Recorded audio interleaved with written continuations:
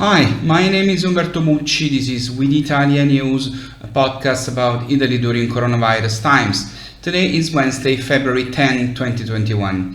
The data updated last night say that in Italy we have administered the first dose of the vaccine to 2,700,000 people, 4.45% of the Italian population.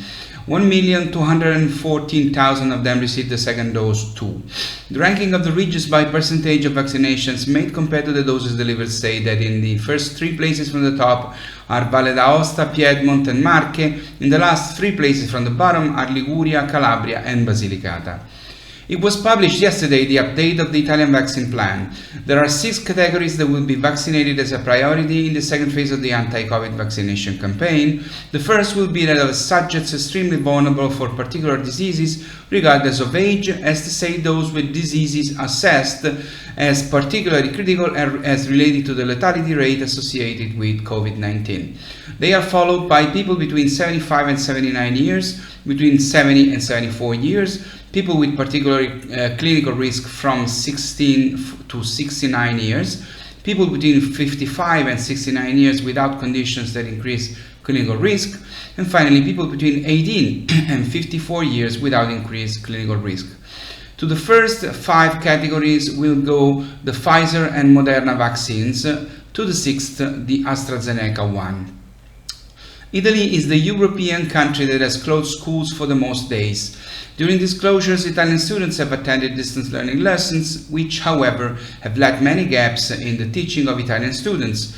Both they and their professors have made enormous efforts, but distance learning is certainly not as effective as lessons in presence.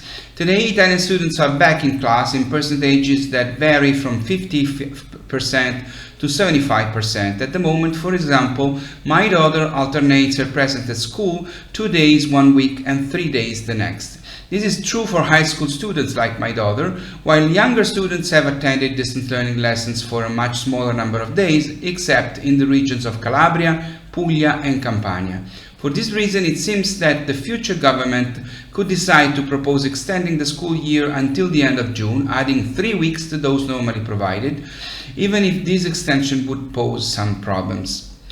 According to an analysis by Italian Farmers Association called Diretti, despite the COVID-19 pandemic, 2020 was a record year for Italian food exports. In contrast to the trend of all other economic sectors that experienced a general decline of minus 10.8%, in 2020 exports of Italy's food and beverage products increased by 1.4%. In the US, Italy's second commercial partner in this field, the growth in demand for Italian food and beverages was plus 5.2%, despite the additional duties that have affected some of Italy's best-known products. Italian food has shown resilience in the face of the global health and economic crisis. Moreover, it can play a driving role for the whole of Italy's economy, so please keep buying Italian, but not Italian-sounding, just the original Italian products. I'm ending this video with the usual brief update on the government crisis in Italy, which may be coming to an end.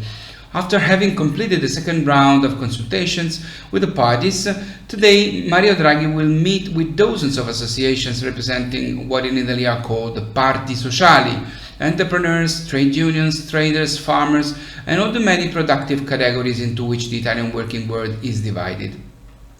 It is possible that tomorrow Draghi will go to the President of the Republic Mattarella to tell him if he intends to form the government, and in this case he will bring the list of ministers he would like to suggest.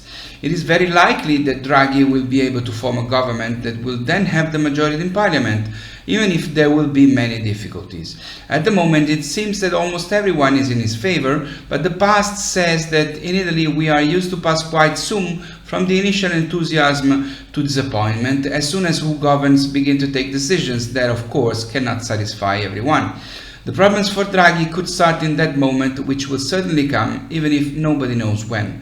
The hope is that, before starting to target him with criticism, he will at least be allowed to write and present the recovery plan necessary to have the okay from Europe for the 209 billion euro foreseen for Italy by the next generation EU plan. It's all for now, it's all for today. I'll see you on Friday. Please stay safe and stay healthy. This was We the ItaliaNews. My name is Umberto Mucci. Ciao from Rome.